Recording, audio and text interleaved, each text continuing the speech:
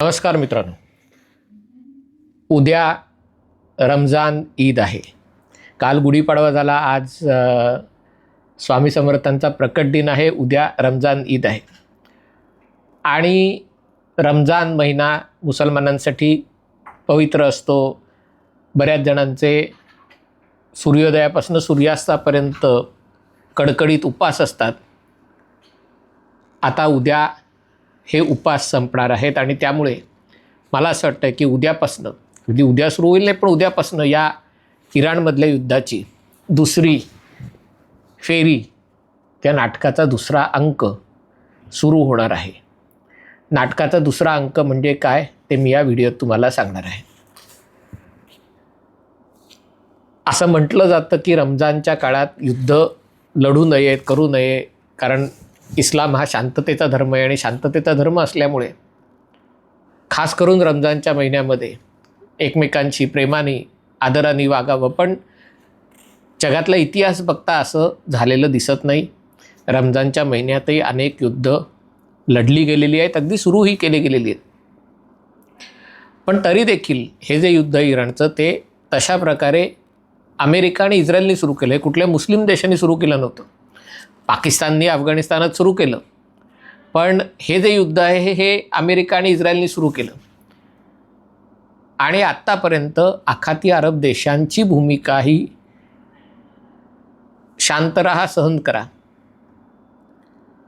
अशी होती. प्रत्यक्षात त्यांनी इराणचा अतिशय तीव्र शब्दामध्ये निषेध केला होता. इराणनी वरकरणी त्यांच्याशी, इराणचे अध्यक्ष पेझेस्कियान यांनी त्यांच्याशी मी माफी मागतो, तुम्हाला याचा त्रास वगैरे सहन करावा लागतो. लोकांना वाटलं वा आता हे सगळं अमेरिकाच करते, इस्रायलच करते आणि या आखाती अरब देशांना याच्यामध्ये काही भूमिकाच नाही आहे.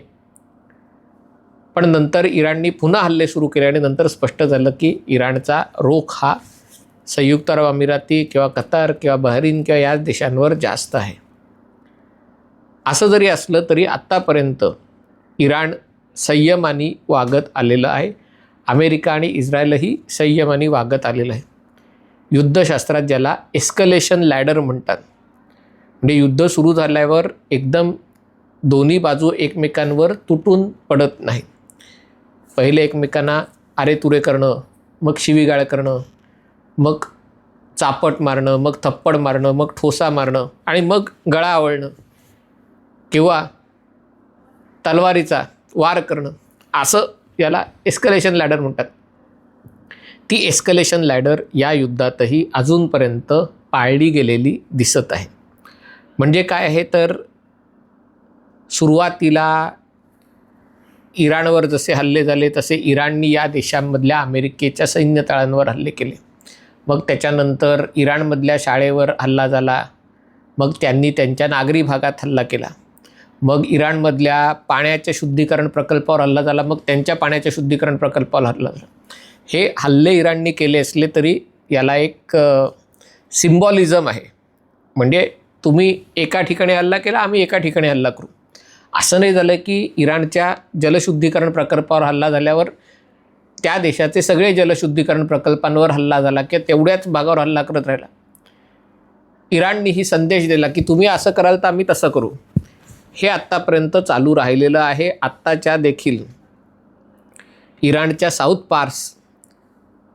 फारस या गॅस फील्डवर हल्ला झाला तेव्हा इराणनी कतारच्या रास लफान या गॅस फील्डवर हल्ला केला. नंतर मग ट्रम्पनी सांगितलं आम्ही असं करणार नाही. अजूनही इतर देशांच्या काही गॅस फील्डवर हल्ला झाला.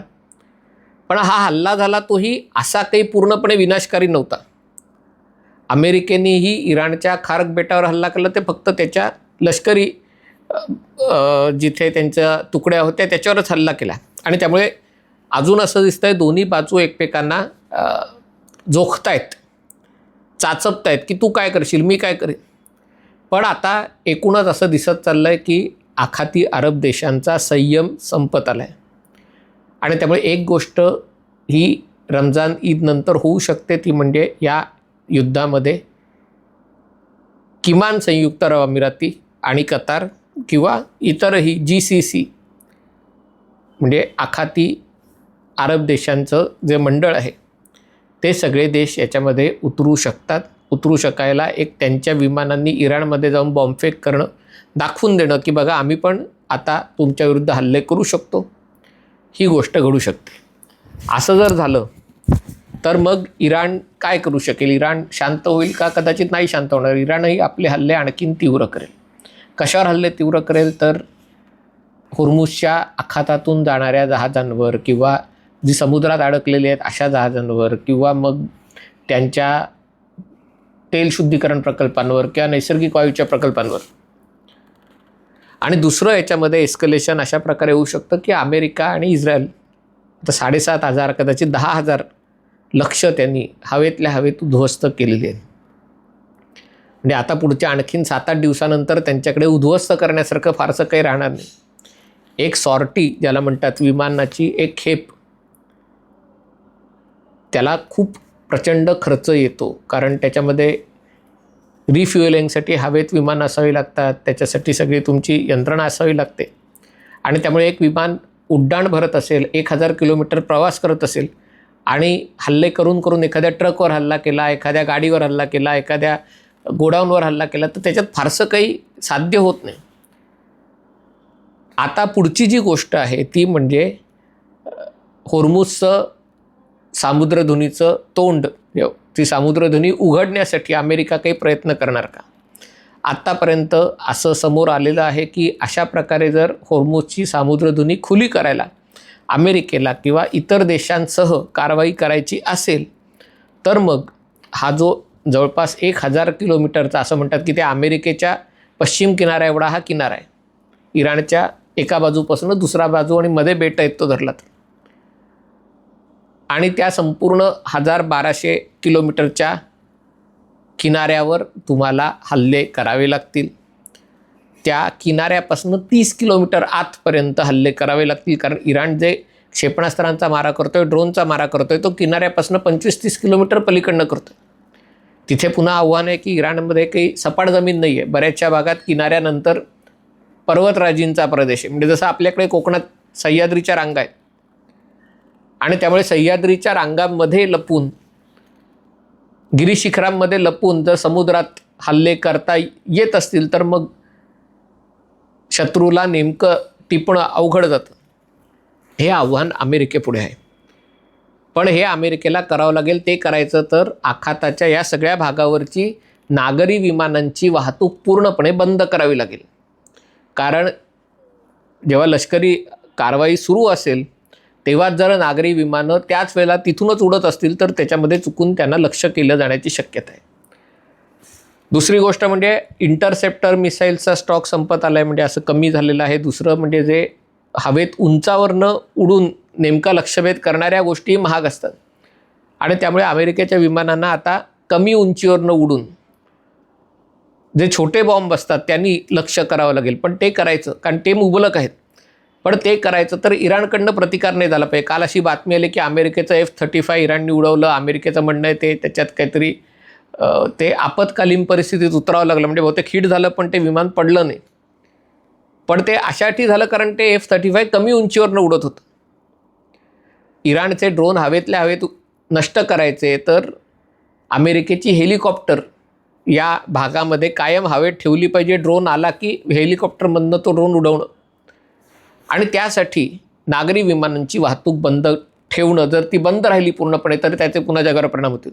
दुसरी गोष्ट असेल की या किनारी भागामध्ये सैन्य उतरवायचं. पण सैन्य उतरवायचं तर किती उतरवायचं? काही जण म्हणतात 40,000 सैनिक लागतील, काही जणांना वाटतं 1 लाखापेक्षा जास्त सैनिक लागतील आणि ते सैनिक नुसते उतरवून चालणार नाही, त्यांना काही महिने तिथे ठेवावं लागेल. काही जण म्हणतात नाही मग हे नका करू, जे खर्क बेट आहे त्याच्यावर ते तुम्ही लष्करीदृष्ट्या ताब्यात घ्या आणि इराणला सांगा की तुम्ही जर ऐकलं नाही तर तुमचं तेल आम्ही विकू आणि आम्ही पैसे कमवू. पण असं झालं तर इराण नेमकं कशा प्रकारे प्रतिसाद दिला हे माहिती नाही. पण आता या गोष्टी म्हणजे नाटकाचा जेव्हा दुसरा अंक, युद्धाचा जेव्हा दुसरा अंक सुरू होणार आहे तेव्हा अशा गोष्टी घडू शकतात. आखाती अरब देश उतरू शकतात, अमेरिका सैन्य ठेवू शकते, अमेरिका विमान वाहतूक बंद करून सगळ्यांना लक्ष करू शकते, इराण आपल्या हल्ल्याची व्याप्ती वाढवू शकतो. पण हे आता उद्यापासूनच्या जे पुढच्या टप्प्यामध्ये होणार आहे त्यांनी इराण शरण येणार का? इराणला काही परिणाम न होता इराण अमेरिकेला आणि इतर देशांना आपल्या अटी शर्तींवर झुकायला लावणार, हे आता या युद्धाच्या दुसऱ्या टप्प्यामध्ये स्पष्ट होणार आहे. हा व्हिडिओ आपल्याला आवडला असेल तर कृपया लाईक करा, शेअर करा आणि चॅनल सबस्क्राईब करायची विनंती आहे. तुर्तास इथेच थांबतो. पाहत रहा MH48.